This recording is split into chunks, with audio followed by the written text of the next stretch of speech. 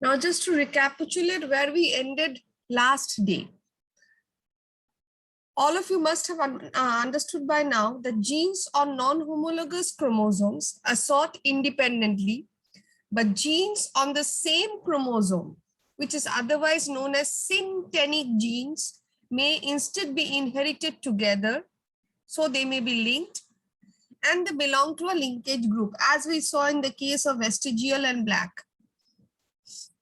The second point is that new association of parental alleles are recombinants. Sorry.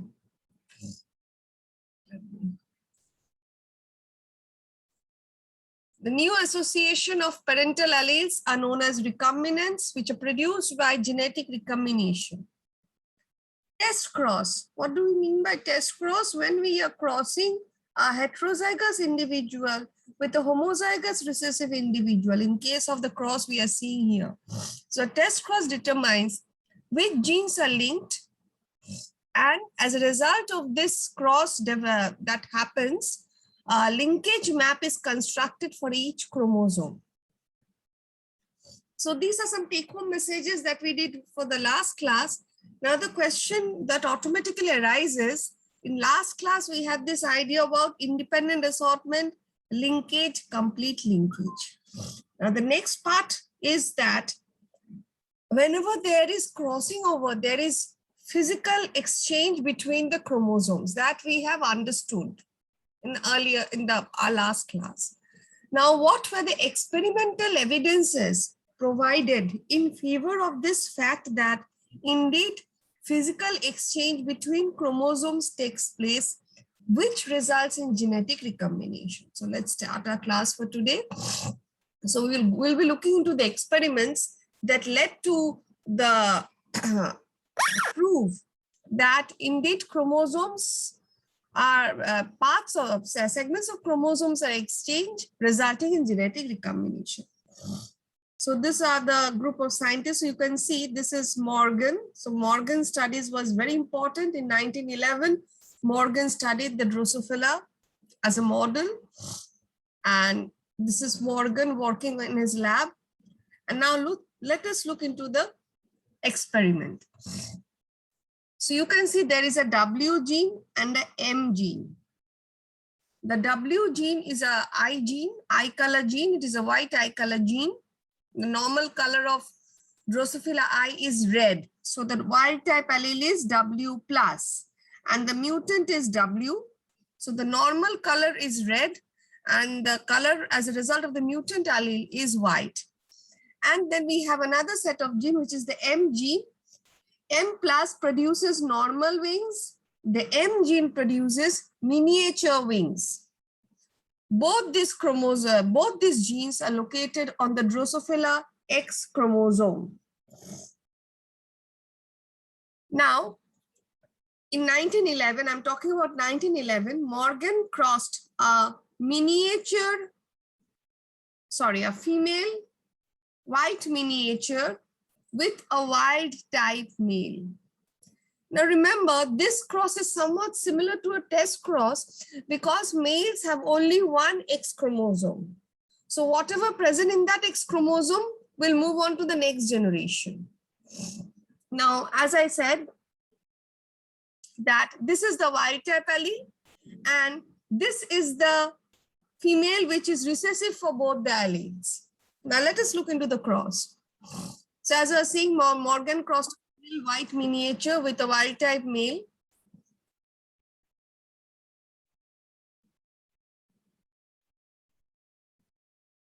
Just a second. During meiosis, alleles of some genes assort together because they are near each other on the same chromosome. So some of the genes which might be linked, they move together because of their nearness to each other. Now, recombination occurs when genes exchange between the X chromosome of the F1 females. Now, since the F1 females, both the alleles present on the X chromosome are recessive. So in the first case, in the first F1 genotype, what we will be getting is that there is no, even though recombination might have occurred, but the result of recombination might not be visible to such extent. So what happens is that when this cross is done, so this is WM,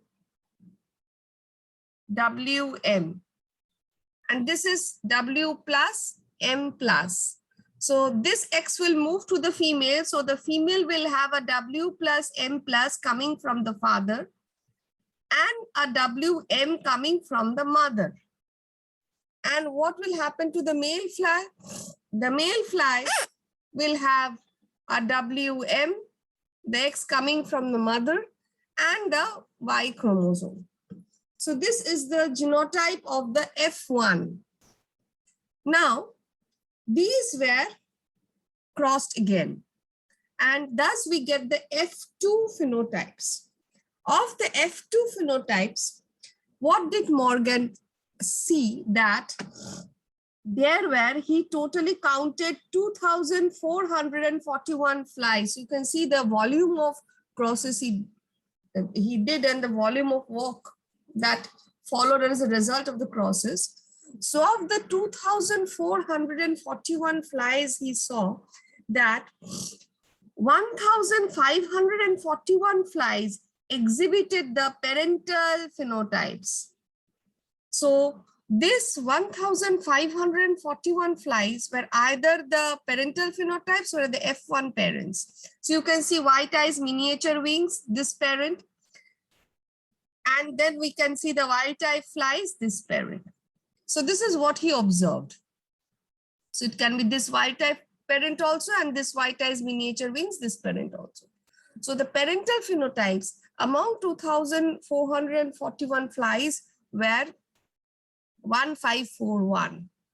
And then he observed certain flies which were not similar to the parents. Since we did last day's class, so these were the crossovers or the recombinant phenotypes. He calculated the number of recombinant flies that he observed, and he saw that there were 900 recombinant flies.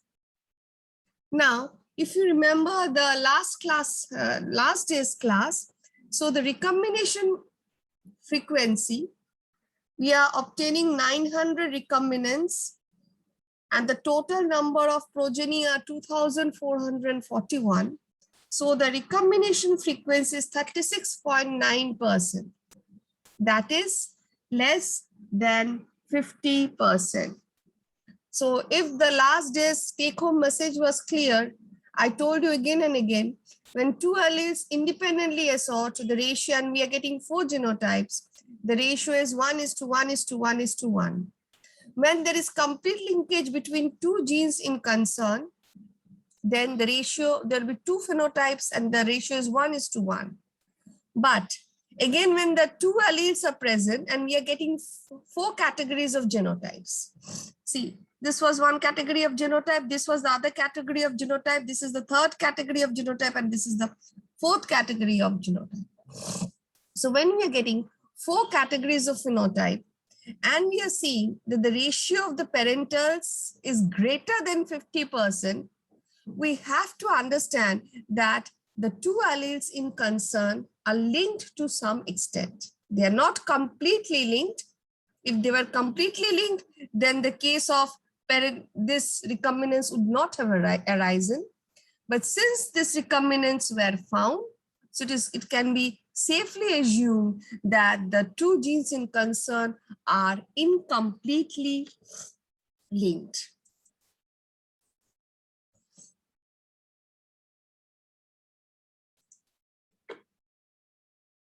So even though experimentally Mendel proved the concept of linkage, but one drawback that happened during his time was that he could not physically give any evidence to show this phenomena,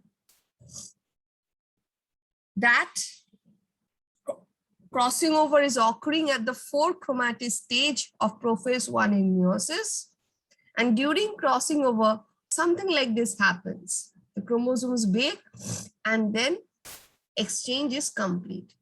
He gave experimental evidence of the phenomena of incomplete linkage, but physically through his experiments, he was unable to prove cytologically that indeed chromosome breakage and rejoining is occurring during the phenomena of recombination. This particular evidence, now before moving on to the particular evidence, this was the experiment that was done by Morgan, and he came to certain conclusions. Now, as I said that Morgan's was only circumstantial evidence. Morgan could not prove that physical exchange between chromosomes results in genetic recombination. Now, the take-home message of Morgan's experiment was that Morgan proposed during meiosis, alleles of some genes are sought together because they are near each other on the same chromosome. Recombination takes place only when genes are exchanged between the X chromosome of the F1 female. And some relevant terminology that came up from Morgan's work was that chiasma. Chiasma is the site on the homologous chromosome where crossing over is taking place. That is the site or the chiasma. Crossing over is a reciprocal exchange, as you can see from the picture, of homologous chromatid segments involving the breaking and rejoining of the DNA. And one thing to be remembered always, crossing over occurs at the 4 chromatid stage of prophase 1 in meiosis. Each crossing over or crossover event involves 2 of the 4 chromatids. In this picture, as you can see, the 2 chromatids which are adjacent to each other, you can see the phenomena of crossing over occurring between these 2 chromatids. Now, as I said, Morgan's experiment was a circumstantial evidence. The proof, the direct physical evidence, the direct evidence of physical exchange occurring between homologous chromosomes. So this was proved by these 2 ladies and their work. You have heard about Barbara McClintock earlier when we read the transposable genetic elements. So this is Barbara McClintock and Harriet Crichton. And as you can see, they studied they provided physical evidence as to how chromosomes, physical exchange between chromosomes are occurring.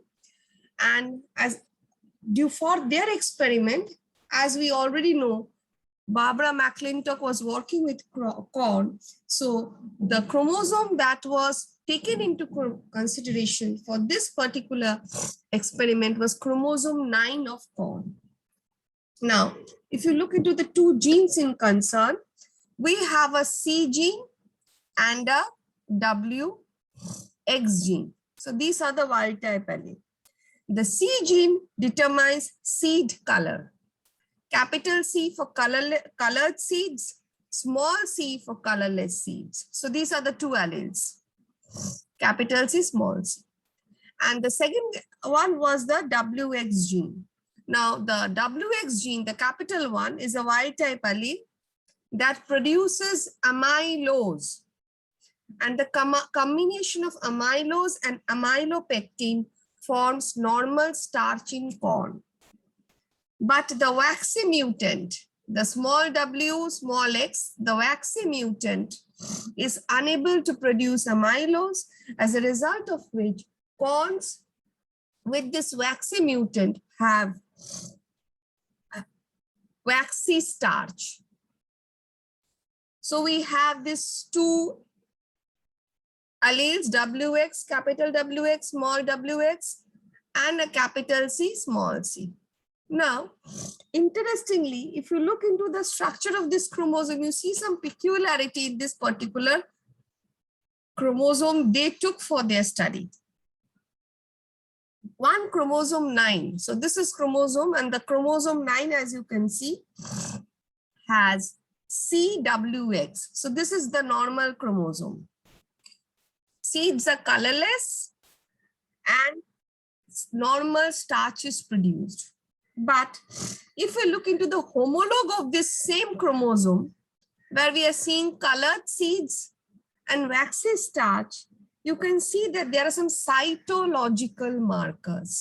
Cytological markers means they can be observed under microscope. Now, the cytological marker that is seen here is that a part of chromosome 8 has been translocated to this chromosome 9, and there is a darkly staining norm present at the top of chromosome 9. So if you can identify the cytological markers once more, we have this normal chromosome 9, we have this homologue. The homologue has a colored seed and a waxy mutant gene. The darkly stained body or structure is present on the side of the colored seed, and a translocated piece of chromosome 8 is attached to that side where this waxy mutant gene is present. And before going into the experiment, you can assume that if crossing over occurs in between such a chromosome, so you can see the phenomenon of chiasma formation has taken place. So what will happen? This part of C will be exchanged with this small c. So that is what you can see. A crossing over has taken place, and the color gene for seed color has swapped position. And this swapping of position can be identified by the fact that initially this homologue had both the darkly stained knob and the translocated piece of chromosome 8. But after a result of crossing over, what we are seeing, the darkly stained portion has moved to the other homologue, and only the translocated chromosome 8 has remained attached to the original homologue. So this swapping of the cytological markers clearly provided evidence that indeed when crossing over is occurring, resulting in genetic recombination, physical exchange of chromosomes do take place. So let's move on to the Kohn experiment. So this was the experiment CWX, small cwx. And I told you what the symbolizes, what is capital C and what is WX, mutants. And this is the picture I just now showed. So you remember the cytological markers. So it is evident that crossing over is taking place. As a result of crossing over, the cytological markers get changed. And thus we have, when test crossed, recombinant phenotypes are evident, and we correlated with the cytological features. Whenever the genes had recombined, the cytological features had also recombined. The one I just now explained. And whenever there was genetic recombination, that means whenever there is crossing over, the cytological markers also were exchanged. In the parental non-recombinant type, no exchange of cytological markers was evident. So in the parental type, there was no exchange of cytological markers. So this was a direct evidence of physical exchange between homologues, resulting in genetic recombination. Now, so this was one experiment that provided a physical evidence, a direct evidence. This was done with Kohn, and there was this another experiment which is known as Stern's experiment. He did a similar observation in Drosophila melanogaster using a similar approach involving crosses between strains with definite genetic and cytological markers on the X chromosome. Let us look at the two parents. You can see the female. If we look into the chromosomes of the female, there are two genes concerned. One is the carnation gene and the other is the bar gene. Bar gene is incompletely dominant. Sorry, is completely dominant to the wild type allele B+. Whenever there is bar present, the normal eye color of Drosophila is round, but if a bar combination is present, the normal size of the eye is round, the normal shape, but whenever a mutation like this is present, the shape of the eye changes to a kidney-shaped structure. Now the BAR gene is located on the X chromosome, as you can see on one end. The other gene is the carnation gene. This is a gene for eye color. The normal gene for eye color is CAR+, which produces red eyes. But if we have a carnation combination,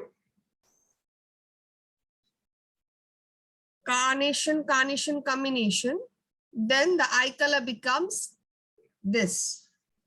So BAR is dominant over its normal counterpart. Carnation mutant is recessive to its normal counterpart.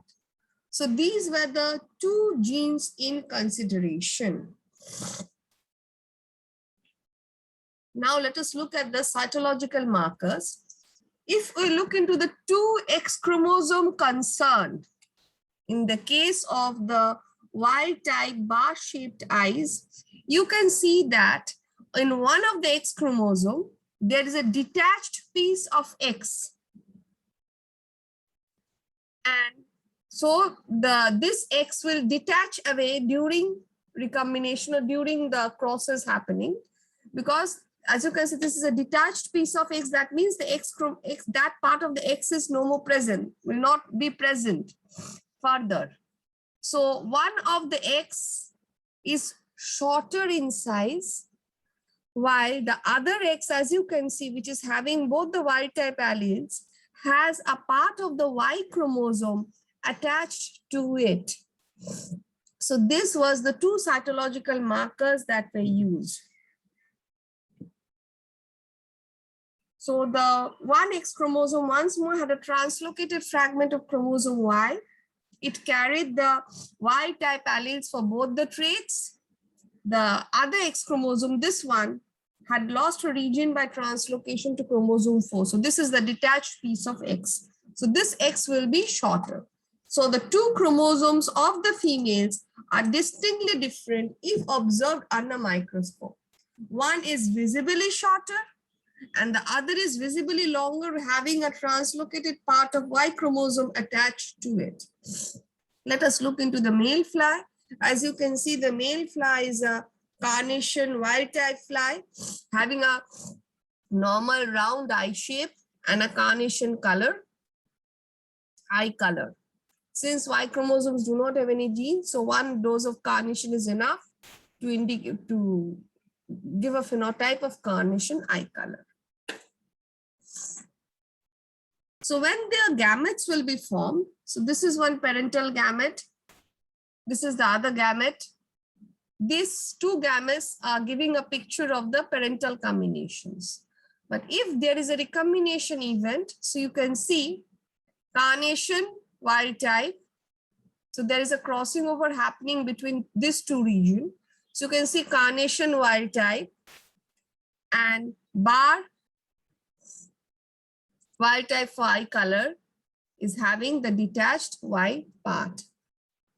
So if there is a crossing over event, usually the detached Y part was on the side of the longer X chromosome, but as a result of recombination event occurring in between the two, you can see the detached Y part has become a part of the shorter X chromosome. So cytologically, as I said, since the two X chromosomes can be seen over microscope, you can understand that whether crossing over has happened or not. This was something I have already discussed. So now coming to the cross. So when these parents, the four gametes from the females and the four types of gametes from the females. So these were the four types of gametes from the females. These were the parental combinations. These were the recombinant combinations. Was crossed with the male. Male is carnation wild type male. We are getting sets of progeny. Now the progeny genotypes, these were the parental ones. Showed these progenies showed similarity in their phenotype with the parents, and these progenies belong to the recombinant ones. These flies did not show similarity in phenotype to that of the parents. So this was another experiment done by Stern to prove that indeed direct exchange of chromosomes or physical exchange of chromosomes takes place during genetic recombination.